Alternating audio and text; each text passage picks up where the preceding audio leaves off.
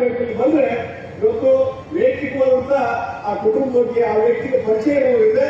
ತಕ್ಷಣವೇ ಒಂದೇ ವಾರದಲ್ಲಿ ಒಂದು 15 ದಿವಸದಲ್ಲಿ ಇವತ್ತು ಈ ಹಣಕಾಸಿನ ನೆರವು ಕೊಡಲಿಕ್ಕೆ ಸಾಧ್ಯ. ಇದೇ ಡಿಫರೆನ್ಸ್ ರಾಷ್ಟ್ರೀಕೃತ ಬ್ಯಾಂಕು ಮತ್ತು ಕೋಆಪರೇಟಿವ್ ಬ್ಯಾಂಕಿಂಗ್ ಇರುವಂತ. ಹೀಗಾಗಿ ಜನಸಾಮಾನ್ಯರಿಗೆ ಬಹಳ ಪ್ರೀತಿಯಾದಂತಹ ಒಂದು ಬ್ಯಾಂಕ್ ಬೆಳವಣಿಗೆ ಆಗಿದೆ ಅನ್ನುವಂತ ಮಾತ್ರ ಹೇಳ್ತೀನಿ. ಮತ್ತು ಇದರ ಜೊತೆಗೆ ಒಂದು ಇವರು ಕೋಆಪರೇಟಿವ್ ಇದರಲ್ಲಿ ಸಹಕಾರ ಚಳವಳಿ ಮುಖಾಂತರ ಇದು ಕೇವಲ ಆರ್ಥಿಕ ಅಷ್ಟೇ ಅಲ್ಲ, ಆರ್ಥಿಕ ನೆರವು ಅಷ್ಟೇ ಅಲ್ಲ, ಬೇರೆ ಬೇರೆ ರಂಗದಲ್ಲಿ ಸಹಿತ ನೀವು ನಮ್ಮ ಸಂಕೇಶ್ವರ ಉದ್ಯಮಕ್ಕೆ ಹೋದ್ರೆ ವಿದ್ಯುತ್ತಿನ ಸರಬರಾಜು ಮಾಡುವಂತ ವಿದ್ಯುತ್ ಪ್ರೊಡಕ್ಷನ್ ಸರಬರಾಜು ಮಾಡುವಂತ ಕೆಲಸ ಕೋಆಪರೇಟಿವ್ ಬ್ಯಾಂಕಿಂಗ್ ಮುಖಾಂತರ ಆಗ್ತಾ ಇದೆ ಮುಖ್ಯವಾಗಿ. ಅದೇ ರೀತಿ ನಾನು ಖಾನಾಪುರಕ್ಕೆ ಹೋಗಿದ್ದೆ.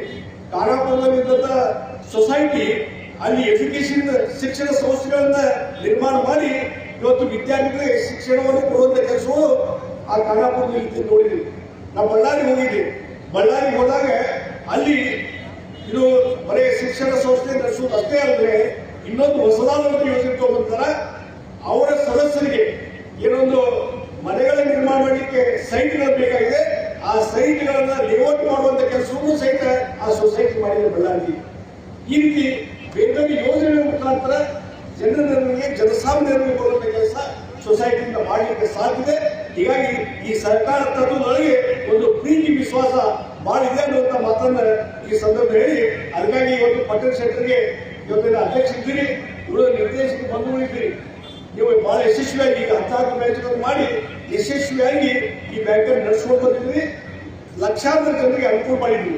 ಇದ್ರ ಮುಖಾಂತರ ಇನ್ನೂ ಬೇರೆ ಬೇರೆ ಕ್ಷೇತ್ರಗಳಲ್ಲಿ ಸಹಿತ ಆರೋಗ್ಯ ಕ್ಷೇತ್ರ ಇರ್ಬೋದು, ಶಿಕ್ಷಣ ಕ್ಷೇತ್ರ ಇರ್ಬೋದು ಮತ್ತು ಬೇರೆ ಬೇರೆ ಕ್ಷೇತ್ರಗಳಲ್ಲಿ ಸಹಿತ ನಿಮ್ಮ ಒಂದು ಬ್ಯಾಂಕ್ ವಿಸ್ತರಣೆ ಆಗಿ ಇನ್ನೂ ಹೆಚ್ಚಿನ ಸೇವೆ ಈ ಭಾಗದ ಜನರಿಗೆ ಸಿಗಲಿ ಅನ್ನುವಂಥ ಮಾತನ್ನ ಈ ಸಂದರ್ಭದಲ್ಲಿ ನಾನು ಹೇಳಬಯಸಿದ್ದೇನೆ.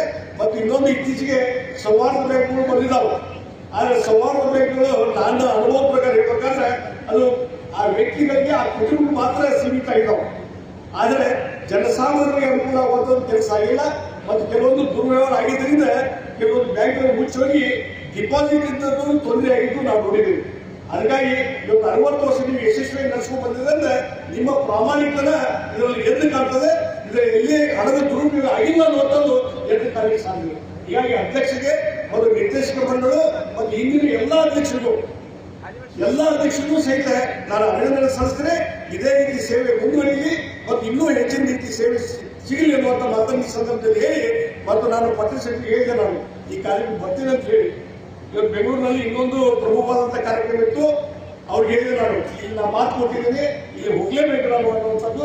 ಆ ಹಿನ್ನೆಲೆಯಲ್ಲಿ ಇವತ್ತು ಬರುವಂತದ್ದಾಯ್ತು ಮತ್ತು ನಿಮ್ಮ ಸಾಧನೆಯನ್ನು ನೋಡುವಂತದ್ದು ಆಯ್ತು ಅನ್ನುವಂಥ ಮಾತನ್ನ ಈ ಸಂದರ್ಭದಲ್ಲಿ ಹೇಳಿ, ಮತ್ತು ಇವತ್ತು ಬಹಳಷ್ಟು ಲಗ್ನ ಮತ್ತೊಂದು ಇರೋದ್ರಿಂದ ಇನ್ನೂ ಹಲವಾರು ಕಾರ್ಯಕ್ರಮಗಳಿಂದ ನೀವೆಲ್ಲ ಒಂದು ಒಪ್ಪಿಗೆ ತೆಗೆದುಕೊಂಡು ಮುಂದಿನ ಕಾರ್ಯಕ್ರಮ ನಾನು ಹೇಳ್ತಾ ಇದ್ದೇನೆ. ಈ ಕಾರ್ಯಕ್ರಮ ಯಶಸ್ವಿ ನಡೆದ ನಿಮ್ಮ ಸಂಸ್ಥೆ ಇನ್ನೂ ಹೆಚ್ಚಿನ ಸೇವೆಯನ್ನು ಸಲ್ಲಿಸಲಿ. ಒಂದು ಉತ್ತಮ ಕಟ್ಟಡ ಆಗಿದೆ. ಕಟ್ಟಡ ನೋಡಿದ್ವಿ ನಾವು, ಬಹಳ ಒಂದು ಉತ್ತಮ ಕಟ್ಟಡ ಆಗಿದೆ. ಆ ಲಾಕರ್ ನೋಡಿದ್ವಿ. ಇವತ್ತು ಲಾಕರ್ ಉಪಯೋಗ ಮಾಡುವಂಥದ್ದು ಬಹಳ ಅವಶ್ಯಕತೆ ಇದೆ.